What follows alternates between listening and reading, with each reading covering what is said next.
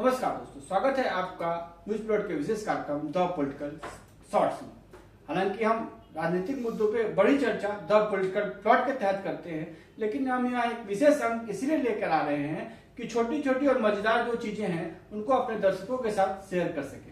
तो इस बार के झारखंड चुनाव में भाजपा और झामुमो का तो चाहे जो कुछ भी हुआ हो हार जीत का, लेकिन दो महिलाएं जिन्हें हम सीता और गीता के नाम से जानेंगे, उनकी तो किस्मत ही खराब हो गई।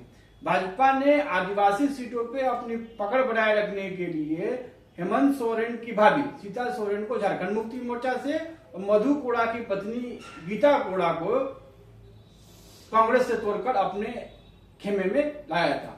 पिछले लोकसभा चुनाव में ये दोनों ही लड़ी और दोनों को ही अपनी सीटों पे बड़ी हार मिली। अब इस बार विधानसभा चुनाव में भी सीता सोरेन और गीता कोड़ा पे भाजपा और मोदी जी ने कृपा करी और फिर से टिकट दिया। अब इस बार सीता सोरेन को मोदी जी और भाजपा के राष्ट्रीय नेतृत्व की कृपा से टिकट तो मिल गया, पर एक ऐसी सीट से मिला जो आदिवासियों के लिए आरक्षित नहीं है। इस बार वो अपनी पुरानी जामा सीट के बजाय जामताड़ा सीट से लड़ रही थी, जहाँ पे मुसलमान वोटों की संख्या अच्छी खासी।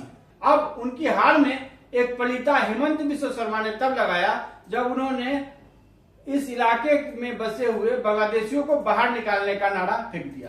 इसके जवाब में कांग्रेस के उम्मीदवार इरफान अंसारी ने भी सीता सोरेन पर एक विवादित बयान दे डाला। हालांकि इसकी राज्य में बहुत चर्चा हुई, लेकिन इस सीट पे हिंदू और मुसलमान वोटों का ध्रुवीकरण नहीं हो पाया।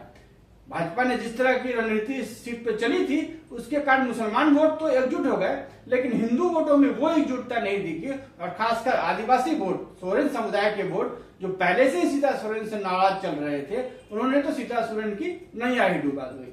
तो सीता सोरेन पहले सांसदीय का चुनाव हारी और विधायकी का चुनाव भी हार गई। दूसरी तरफ से जगन्नाथपुर सीट, जहाँ पे गीता कोड़ा चुनाव लड़ रही थी, वो सीट उनके पति मधु कोड़ा लगभग 3-4 बार जीत चुके थे और एक तरह से सीट उनकी जागीर ही मानी जाती थी। लेकिन इस बार इस सीट पे भी गीता कोड़ा को हार मिली और 8-9 हजार वोटों से वो हार गई।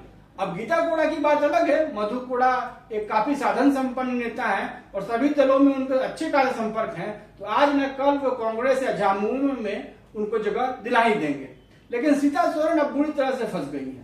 एक तो पहले ही से ही सोरेन समुदाय उनको बागी मान रहा है और दूसरी तरफ हेमंत सोरेन को जितनी बड़ी जीत मिली है और हेमंत सोरेन और कल्पना सोरेन, बसंत सोरेन तीनों ही लोग विधायक बन गए हैं, वैसी स्थिति में सीता सोरेन अपनी किस्मत को खुद ही कोस रही होंगी।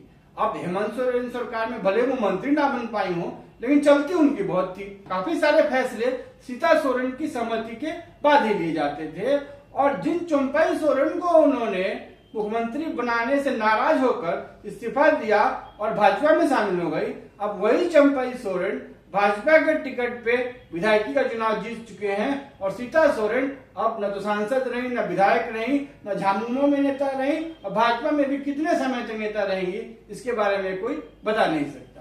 तो इस राज्य में भाजपा ने हिंदुत्व का दम भरते हुए भी सीता और गीता की जो दुर्गति कराई है, अब उसके लिए राज्य की जनता किसको दोष दे, इस बारे में तो सोचना ही होगा। तो आज के द पॉलिटिकल शॉर्ट्स में इतना ही। आगे के पॉलिटिकल शॉर्ट्स के अंक में हम ऐसे ही किसी और मजेदार पर चुभते हुए मुद्दे के बारे में बात करेंगे। नमस्कार।